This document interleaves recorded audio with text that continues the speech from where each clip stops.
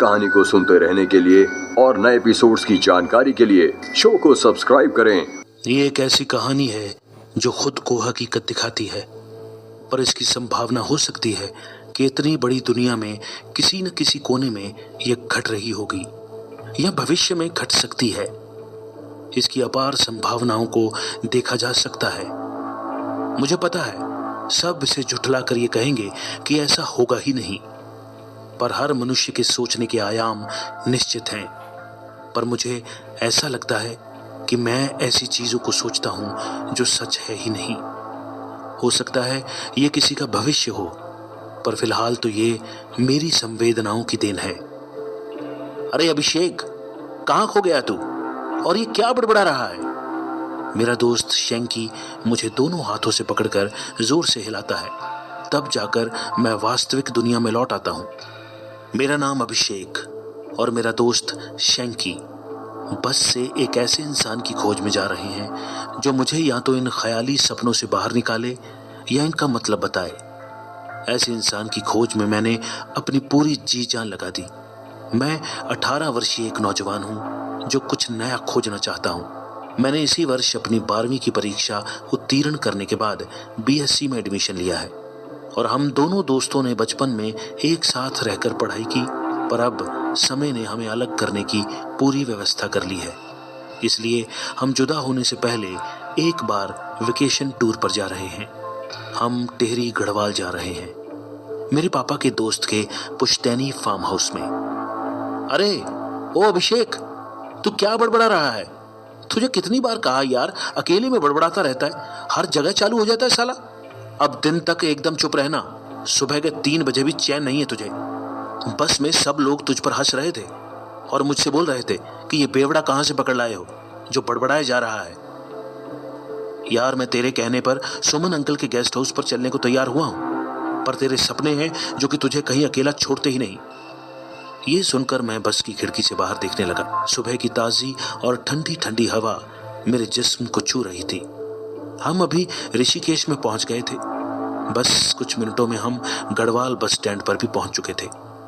एक बड़ी luxury bus से उतरकर हम फिर काशी विश्वनाथ ट्रेवल्स की पहली बस पकड़कर चंबा के लिए रवाना हुए।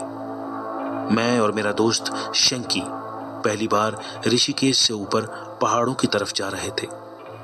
बस में आधे घंटे बैठने के बाद सड़क पहले से पतली और घुमावदार हो गई थी। हवा भी जिस्म को एक नया अनुभव दे रही थी। पहली बार पहाड़ों की यात्रा ने हमें जोश से भर दिया। हम खिड़की से कौतूहलवश छोटी छोटी पहाड़ियों को देखकर खुश हुए जा रहे थे। शिवालिक पहाड़ियां शुरू हो गई। खुला आसमान और हरे भरे पहाड़ जो मुझे बचपन से ही आकर्षित करते थे। मैं अपने दिमागी ख्यालों में इन्हें ही देखा करता था। मन कर रहा था कि बस से उतरकर यहीं बस जाऊं। बस ने रफ्तार पकड़ी और वो उस संकरी सड़क पर सरपट दौड़ने लगी। अगले 2 घंटों में हम दोनों चंबा पहुंच गए। हम बस से उतरे ही थे कि सामने एक बढ़िया होटल मिला जहां के खाने की खुशबू 10 मीटर दूर से ही आ रही थी। मेरे पेट में चूहे कूदने लगे। फिर मेरे दोस्त ने भी कहा कि बिना खाना खाए मैं एक कदम भी नहीं चल सकता। थोड़ा आगे बढ़े तो होटल का बोर्ड दिखा, मिलन रेस्तरां। हम जल्दी से आगे बढ़े और खाना ऑर्डर किया। यहाँ काफी चहल पहल थी, एकदम ठसाठस भरा हुआ था ये। लास्ट की लाइन में 2 लोग बैठे थे, वो भी शायद खाने का इंतजार ही कर रहे थे। वो आपस में बात भी कर रहे थे।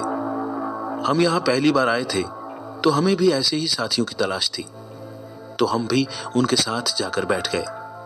इतने में खाना भी पहुंच गया। खाने की थाली देखकर ही मेरे मुंह में पानी आ गया। वो दोनों बीच बीच में बातें कर रहे थे। उनकी बातों से लग रहा था कि वो भी नई टिहरी जा रहे हैं। सुमन अंकल का गेस्ट हाउस भी वहीं पर था, तो मैंने उनको कहा, हम भी चल सकते हैं क्या आपके साथ? उन्होंने साफ मना कर दिया। मैंने उनसे थोड़ी बातचीत की और बताया कि हम यहाँ पहली बार आए हैं और हमें पहाड़ी रास्तों का कुछ पता नहीं है, हमें भी नई टिहरी ही जाना है। तो इस बार वो मान गए। ओह, उनका परिचय करवाना तो मैं भूल ही गया। देवेंद्र प्रसाद जी और विकास नैनवाल जी दोनों ही घोस्ट स्पेशलिस्ट हैं। मेरा दोस्त तो सुनकर डर ही गया कि हम घोस्ट स्पेशलिस्ट के साथ नई टिहरी जाएंगे। अच्छे से खाने के बाद हम फिर बस में बैठ गए। बस धीरे धीरे आगे बढ़ने लगी। आज कई दिन बाद कुछ अलग करने में मजा आया। लगभग 1 घंटे में हम नई टेहरी पहुंच गए। बस से उतरे और हम 2 दोस्त फार्म हाउस चले गए। देव और विकास जी अब पास के एक होटल में रहने चले गए। फार्म हाउस एकदम चकाचक चमक रहा था। एक छोटा सा बगीचा फार्म हाउस की सुंदरता बढ़ा रहा था। चाबियां भी मेरे पास ही थी।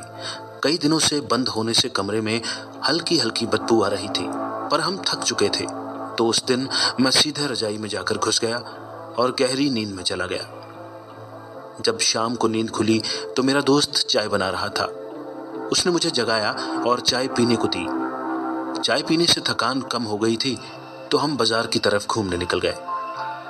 पूरा बाजार लाइटों से चमक रहा था और ये अन्य पर्वतीय बाजारों से काफी विकसित था। बाजार घूमकर वापस आने में रात हो गई। बाजार से दैनिक जरूरत का सामान जुटाने में हमें थोड़ी देर हो गई थी। फार्म हाउस में सन्नाटा और अंधेरा घर कर चुका था। 9 बजे घर वापस आकर भूख लगी तो हम खाना बनाने में जुट गए। खाना बनाने लायक पानी तो हमारे पास था, पर पीने के लिए कुछ भी नहीं बचा, तो मैं पानी की बाल्टी उठाकर बाहर आ गया। जिस जगह अंकल ने बताया था मैं उधर जाने लगा। गांव में प्राकृतिक जल स्रोतों से पीने का पानी भरकर लाना पड़ता है। ऐसा जल स्रोत अंकल के फार्म हाउस के पीछे की तरफ था। पीछे की तरफ पूरी तरह अंधेरा था। मैं लगातार आगे बढ़ रहा था। चारों तरफ अनूठी शांति छाई थी। आसमान में बादल थे, जिससे तारे भी साफ नहीं दिख रहे थे।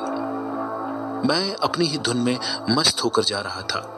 अचानक मेरा पैर पानी के लबालब भरे गड्ढे में पड़ा तो पूरे वातावरण की तंद्रा भंग हुई।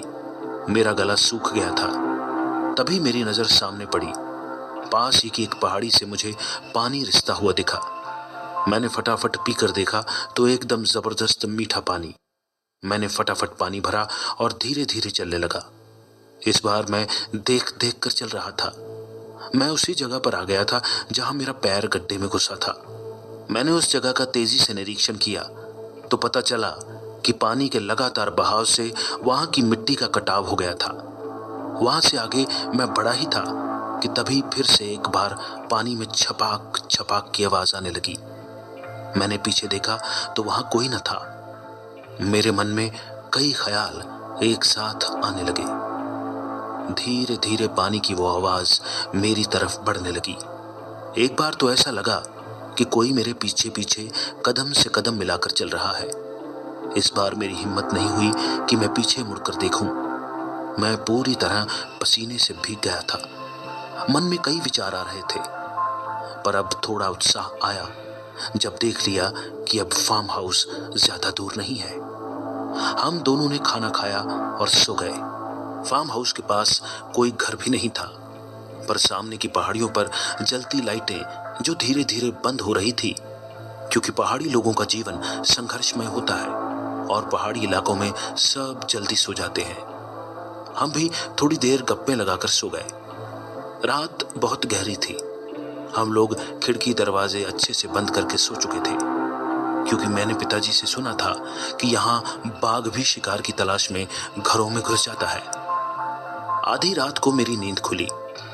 किसी के रोने की आवाज आ रही थी। पहले तो मैं चुपचाप सुनता रहा, पर फिर अपने दोस्त को जगाकर देखा तो वो चुपचाप सो रहा था, पर रोने की आवाज लगातार आ रही थी।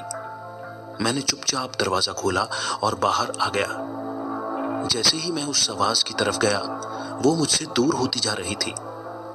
मैं आगे बढ़ ही रहा था कि तभी किसी ने पीछे से हाथ मेरे कंधे पर रखा। मेरी आंखों की पुतलियां फैलने लगी। दिल की धड़कनें रेल के इंजन की तरह धक धक करने लगी। उस 1 मिनट में मुझे जीवन के सभी अच्छे बुरे कर्म याद आने लगे। तभी मेरे दोस्त की आवाज आई, अबे साले, तू खुद तो मरेगा ही और मुझे भी साथ ले जाएगा। हम दोनों एक साथ हंसने लगे। पर तू यहां कैसे आया? मैंने कहा। जब तू कमरे का दरवाजा खुला छोड़कर बाहर आया, तभी मैंने तुझे बाहर जाते देखा। पर तू इतनी रात क्या करने आया यहाँ? मेरे दोस्त ने फुर्ती से प्रश्न मेरी तरफ दागा। मैंने उसे कहा कि मुझे नींद नहीं आ रही थी तो थोड़ा टहलने आ गया था। पर तुझे इतनी ठंडी में पसीना क्यों आ रहा है? अबे सब यही सुनेगा क्या? चल अब सो जा, नहीं तो बाघ आ जाएगा। उस रात मुझे कई डरावने एहसास हुए।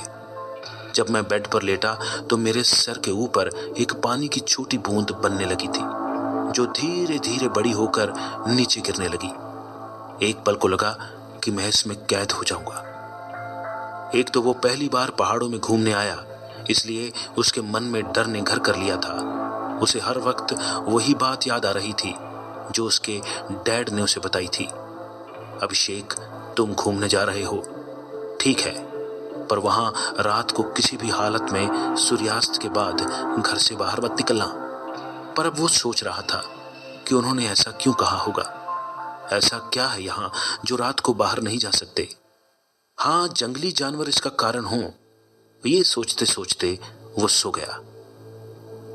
अगली सुबह, भैजी भैजी, एक जोरदार आवाज के साथ एक कमजोर से दिखने वाला लड़का झाड़ियों के बीच से दुबक कर निकला और दरवाजा पीटने लगा। अबे कौन है बाहर इतनी सुबह सुबह? मेरा दोस्त शैंकी चिल्लाने लगा। मैंने कहा चुप हो और जाकर दरवाजा खोल। शैंकी अपने बिस्तर से उठकर दरवाजे की तरफ बढ़ने लगा और तिल मिलाकर कहने लगा, कौन है बे? मैं सुमन जी के फार्म हाउस का चौकीदार हूं। बाहर से आवाज आई तो मैं भी दौड़कर बाहर आया और जो मैंने देखा उस पर आप भी हंसने लगोगे। अबे मरियल, क्यों झूठ बोल रहा है? शैंकी हल्की मुस्कान में हंसने लगा। हंसी तो मुझको भी आ रही थी, पर मैंने हंसी दबा ली। वैसे वो चौकीदार जिसका नाम श्याम सिंह था, वो हम उम्र था, तो मैंने भी कहा, पर मुझे तो ऐसा लगता है कि फार्म हाउस से ज्यादा तुझको चौकीदारी की जरूरत पड़ेगी। मेरी बात सुनकर वो भी हंसने लगा। पर तुम कल रात कहाँ थे श्याम? यार मेरा काम बस देखभाल करना है। वैसे भी यहाँ लोग घर में ताले नहीं लगाते। तुम्हारे अंकल का गेस्ट हाउस काफी सालों से बंद पड़ा था, इसलिए ताला लगाना पड़ा। और वैसे भी मैं यहाँ रात को नहीं रुकता। पर क्यों श्याम?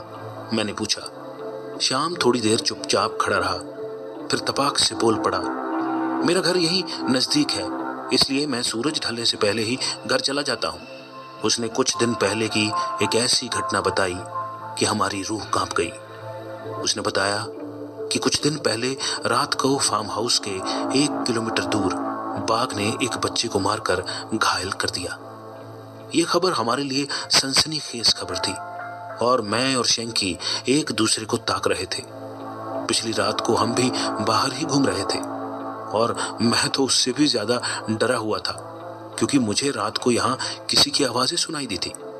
मैं ऐसा सोचकर ही पानी पानी हो चुका था। श्याम बोला, डर गए ना भैजी? चलो चलता हूँ, थोड़ी देर में फिर आऊंगा। ठीक है श्याम। मेरा ऐसा कहने पर वो चला गया। दिन बढ़िया बीत गया और हमने श्याम सिंह से रात को खाने पीने का इंतजाम भी करवा लिया था। रात होने से पहले श्याम से अच्छी विदेशी ब्रांड वाली बियर भी मंगवा ली थी और श्याम को भी देर रात तक रुकने के लिए कह दिया था। पहले तो वो ना नुकर कर रहा था, पर बाद में शैंकी ने उसे अच्छी ब्रांड की बियर पीने का लालच दिया और आखिरकार वो रुक गया। रात धीरे धीरे घिर आई। अंधेरा और हल्की हल्की ठंडी हवा हमारे पूरे बदन में सिहरन पैदा कर रही थी और हमने आज सूखी लकड़ी का भी इंतजाम कर लिया था। श्याम सिंह ने जल्दी जल्दी लकड़ियों को ऊपर से सजाया और नीचे से माचिस की तिल्ली से आग लगा दी। ठंड में आग की गर्मी कितनी सुखद होती है आज पता चला। फार्म हाउस में कहने के नाम मात्र 3 कमरे थे और फार्म हाउस से पीछे की तरफ एक पुराना सा कमरा था जिस पर हमेशा एक बड़ा सा जंग लगा ताला लगा रहता था। बाकी पीछे चारों तरफ बड़े बड़े पेड़ थे और बहुत आगे पहाड़ था। कुल मिलाकर ये जगह नई टिहरी के बाहर एक सुनसान जंगल से शुरुआत में बसी थी। यहाँ से 1 किलोमीटर तक ना कोई शोर शराबा है और ना ही कोई बस्ती। धीरे धीरे रात गहराने लगी। खाना खाकर अब बारी थी पैग सजाने की और इस काम का पूरा श्रेय शाम को जाता है। ठंड में आग और ब्रांडी दोनों का अपना ही मजा है। सुनसान जंगल से आज अलग अलग जंगली सियार और जानवरों की आवाजें आ रही थी, जो शांतिपूर्ण वातावरण को कौतूहल से भर रही थी। चंद्रमा अपने चरम पर था। शायद इसी वजह से जंगली भेड़िए और सियार अपना रोना रो रहे थे। शुरुआत में आवाज दूर थी, पर धीरे धीरे वो आवाजें हमारी ओर बढ़ रही थी। श्याम और शौकी बेसुध पड़े थे। रात पूरी तरह गहरी हो गई थी। अचानक सारा शोर शांत हो गया। वो जंगली जानवर भी चुप हो गए। लग रहा था जैसे किसी ने उनके मन की मुराद पूरी कर दी हो। मेरी आंखें भी वक्त के साथ भारी होने लगी और मैं भी गहरी नींद के आगोश में समा गया। रात को पानी के टपकने की आवाज सुनकर मेरी तंद्रा भंग हुई। एक बड़ी सी पानी की बूंद शंकी के सिर के ऊपर घूम रही थी। मैं चुपचाप देख रहा था। मैंने उठाने की कोशिश की, पर मैं कर भी नहीं पाया। ऐसा लग रहा था जैसे किसी ने मुझको जकड़ा हुआ हो। मैंने शंकी को आवाज देने की भी कोशिश की, पर मेरी आवाज बाहर ही नहीं आ पा रही थी। वो पानी की बूंद लगातार बड़ी होती जा रही थी और एक समय के लिए वो बूंद इतनी बड़ी हो गई कि मेरा दोस्त शंकी उसमें बंद होकर छटपटाने लगा था। पर सब कोशिश बेकार रही। मैं बस मूक बाधिर की तरह उसे देखता रहा और वो पानी की बूंद जो एक काली परछाई में बदल गई और शंकी को लेकर गायब हो गई थी। फिर से जंगली जानवरों की डरावनी आवाजें शुरू हो चुकी थी। इस बार वो बहुत ही नजदीक आ रही थी। ऐसा लग रहा था जैसे फार्म हाउस के बाहर ही उन्होंने अपना डेरा डाल लिया हो। मैं बिना पलक झपकाए सब देखता रहा, क्योंकि मैं बेबस था। मैं न हिल पा रहा था, न आवाज निकल पा रही थी मेरी। श्याम सिंह भी गायब हो चुका था। पूरे वीराने में बस मैं ही इंसान बचा था। बाकी न जाने कहाँ चले गए थे। उस रात मेरे दोस्त शंकी और श्याम को एक काला साया पकड़कर ले गया और मैं उसी स्थिति में जकड़ा रहा। मैंने हर संभव प्रयास किया, पर मेरे शरीर की पकड़ जरा भी ढीली न हुई। मैं उस रात न सो पाया न जाग पाया। अर्ध चेतना लुप्त अवस्था में बैठकर सुबह होने का इंतजार करने लगा। बस सुबह होने ही वाली थी। इतने सब प्रयास के बाद जब मैं हार गया तो मुझे एक घोर शंखनाद की आवाज सुनाई दी, जो कहीं ऊंची पहाड़ी पर बज रहा था। इससे मेरा शरीर स्वयं हल्का हो गया और पकड़ पूरी तरह गायब हो गई थी। मैं हड़बड़ी में उठा और अपने दोनों साथियों को पगलों की भांति जोर जोर से चिल्लाने लगा, पर वहां मेरी आवाज सुनने वाला कोई न था। जब मैंने फार्म हाउस के हर कमरे में जा जाकर उन्हें खोजा तो उनका कुछ भी पता न चला। आखिरकार एक बिल्ली की भयंकर डरावनी आवाज म्याऊ म्याऊ फार्म हाउस के पीछे की तरफ से सुनाई दे रही थी। तो मैं दौड़कर पीछे गया। वहां मुझे कोई भी ना दिखा, न बिल्ली न कोई और। फिर हड़बड़ी में मैंने उस पुराने से कमरे के दरवाजे को देखा, पर वो पहले की तरह ही बंद था। अब मेरे सामने दो रास्ते थे। एक तो मैं वापस जाऊं या इस सारे रहस्य का पता करूं। मैं जानना चाहता था कि यहाँ लोग शाम होते ही घरों में बंद क्यों हो जाते हैं। इसलिए मैं दिन में सोचता रहा, क्या जंगली जानवर ही इसका कारण है? पर वो कौन था जो कल रात यहाँ से मेरे दोनों दोस्तों को उठा ले गया? मैं भूत प्रेत आत्माओं पर विश्वास नहीं करता था, पर मेरे साथ जो अब तक घटित हो रहा था, मेरे दो दोस्त का यूं अचानक गायब हो जाना और उससे पिछली रात को मेरे साथ जो पानी लाते समय घटित हुआ, वो भी मुझे हर पल ये सोचने को मजबूर कर रहा था कि सच क्या है। क्या सच में हमारी दुनिया में भूत प्रेत का भी साम्राज्य स्थापित है? और इसके उत्तर की खोज में मैंने पहली रात खुद ही सामना करने की ठानी, क्योंकि यहाँ 1 किलोमीटर तक ना आबादी जो मैं किसी की सहायता लेता। मैंने सोच लिया कि मैं पर्दाफाश करके ही रहूंगा और मैं दिन में ही गहरी नींद में सो गया। शाम को अंधेरा होने से पहले ही मैंने सब बंदोबस्त कर लिया था। रात के गहराते ही मैं अपने काम पर लग गया। आज आसमान साफ और स्पष्ट था। पूरी दुनिया के शोर शराबे से दूर एकांत राहों पर मैं अपने दोस्तों की खोज में निकल गया। मुझे सब कुछ स्पष्ट दिख रहा था।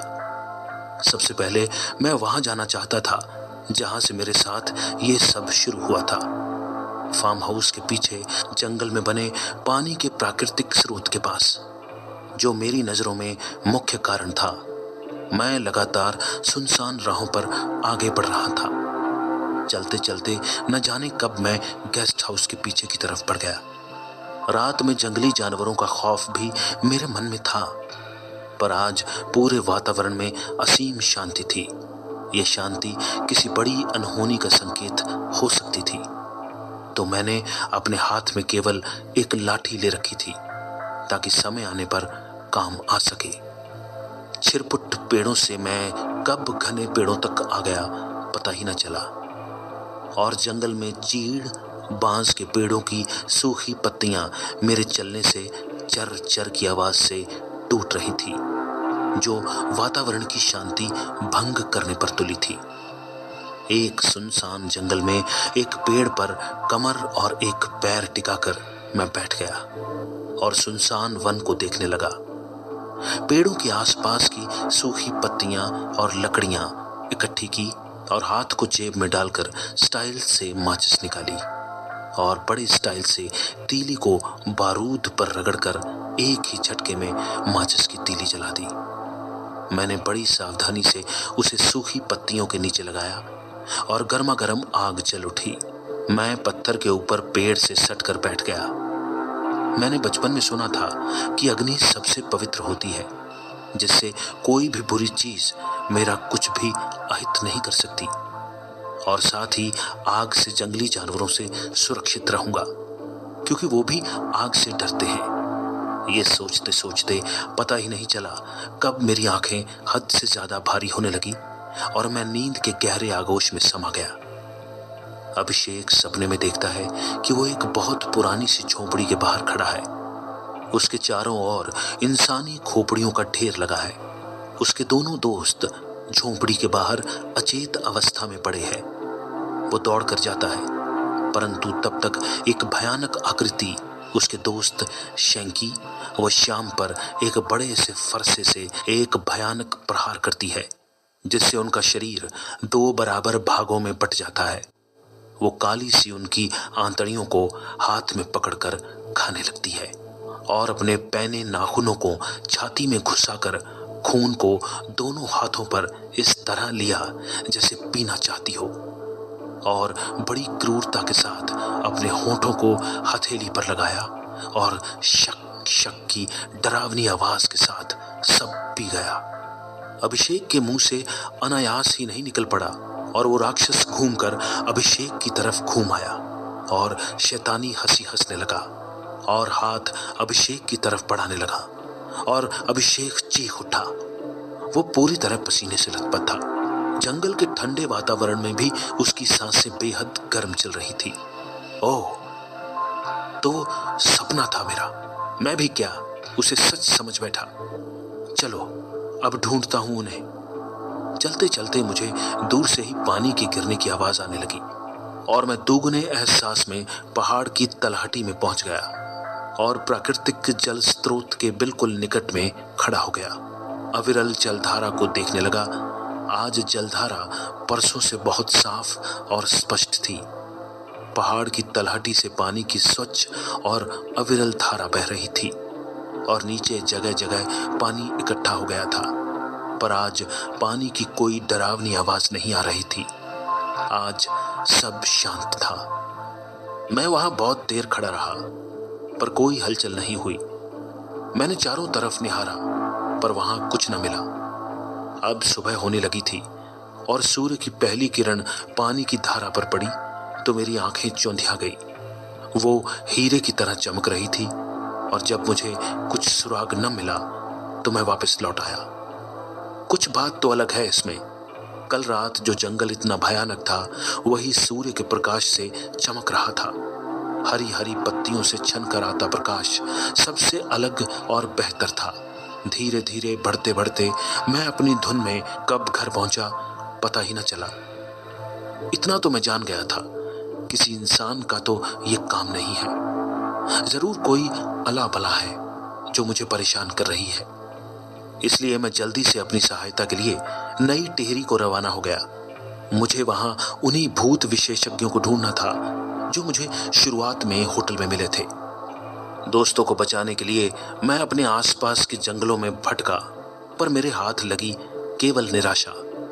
एक और प्रयास के लिए मैं आगे बढ़ा। मुझे हर हाल में अपने दोस्त शेंकी और शाम को खोजना था। उसके बिना मैं वापस घर नहीं जा सकता था, क्योंकि मेरा सबसे करीबी दोस्त शेंकी और फार्म हाउस का चौकीदार शाम किसी बड़ी मुसीबत में फंस चुके थे और मैंने अकेले भी खोजने की कोशिश की, पर ऐसी मुसीबत में मेरी सहायता कौन कर सकता था। मैंने तय किया कि कुछ दिन के लिए एक गाड़ी और ड्राइवर किराए पर ले लेता हूँ। उस रेस्तरां वाले से बात की और उसने मेरे 2-3 बार आग्रह करने पर गाड़ी और अपने ड्राइवर दोस्त को भेज दिया। इस बीच मुझे लगा कि कहां से सब शुरू करूं। मेरे पास कोई भी चीज नहीं थी और जो घटनाएं घटित हुई थी, अगर वो मैं किसी से कहता हूं तो वो मुझे भी मूर्ख समझेगा। मैं यही सोच रहा था कि उसी समय एक गाड़ी फार्म हाउस में दाखिल हुई और एक हम उम्र नौजवान आया और कहने लगा, क्या आपने ही रेस्तरां वाले महेश भट्ट को फोन करके गाड़ी भेजने को कहा था? हाँ। इतना कहते ही उसने अपना नाम मयंक नेकी बताया और कहा कि वो पास के ही बोराड़ी गांव से है, जो टिहरी झील के किनारे पर बसा हुआ है। मैंने भी उसे अपने बारे में बताया कि मैं दिल्ली से आया हूं और मेरे पूर्वज कभी यहां रहा करते थे। उसने गांव का नाम पूछा तो मैंने भी बताया कि मेरे पिताजी ने मुझे बस इतना ही बताया था कि हम टिहरी के हैं। फिर मैंने उसे बताया कि मेरा मन अपने गांव को देखने का करता था, पर मुझे कुछ भी नहीं पता था। इसलिए मैं अपने दोस्त के साथ मेरे पिताजी के दोस्त सुमन अंकल के फार्म हाउस में घूमने आ गया और बाकी वो सारा घटनाक्रम भी बता दिया जो मेरे साथ अब तक घटित हो चुका था। पहाड़ों पर ऐसी चीजें होती रहती हैं, आप घबराइए मत, मिल जाएंगे आपके दोस्त। पर कैसे? चलिए मेरे साथ, मैं आपको एक जगह पर लेकर चलता हूं। अपने दोस्तों को पाने के लिए मैंने भी फटाफट हामी भर दी और फार्म हाउस बंद करके निकल पड़ा। फिर मैंने उनसे पूछा कि यहाँ ऐसा क्या है कि कोई भी रात को घर से बाहर नहीं निकलता। मैंने सोचा था कि ये मुझे नहीं बताएगा, पर वो मुझसे काफी जल्दी घुल मिल गया था। मयंक ने बताया कि यहाँ पहाड़ हैं, घने जंगल हैं। कई ऐसे भी जंगल हैं जहाँ रात को तो दूर, दिन में भी कोई पर नहीं मार सकता। इस जगह को देवभूमि ऐसे ही नहीं कहते। यहाँ घोर वनों और पहाड़ों की ऊंची चोटियों से कभी कभी पायलों की झनकार, हंसने की आवाजें आती हैं। और यही टिहरी में ही एक जगह है खैट पर्वत। ऐसा माना जाता है कि वहाँ स्वर्ग की परियां रहती हैं। वहाँ अकेले जाना खतरे से खाली नहीं है। वहाँ जाने वाला शख्स आज तक कभी वापस लौट नहीं पाया और कभी कभी सफेद पोशाक में परियां दिखाई भी देती हैं। इसी डर से पहाड़ों पर लोग रात को बाहर निकलने से कतराते हैं। तो क्या ये सब सच है? मैंने तुरंत प्रश्न दागा। मयंक बोला, हाँ ये सब सच है। अभी पिछले महीने ही पैरानॉर्मल विज्ञान के कुछ शोधार्थी वहां गए थे। उन्हें वहां कई अदृश्य शक्तियों के मौजूद होने के सबूत मिले हैं। तो क्या मेरे दोस्तों के गायब होने की वजह इनसे ही जुड़ी तो नहीं है? पता नहीं, पर जहां हम जा रहे हैं वहां सब पता चल जाता है। अगर आचरी ले गई होगी तो दुनिया की कोई ताकत उन्हें बचा नहीं पाएगी। जैसी घटना तुम बता रहे हो वो घटना कुछ अलग है और मेरी समझ में ये नहीं आ रहा कि वास्तव में एक पानी की बूंद ऐसा कैसे कर सकती है। मैं भी इसी बात से हैरान हूं मयंक। कोई बात नहीं, तुम्हें तुम्हारे सवालों के जवाब जल्द ही मिल जाएंगे। मेरी इस कहानी को सुनते रहने के लिए और नए एपिसोड्स की जानकारी के लिए शो को सब्सक्राइब करें और आसानी से पाएं।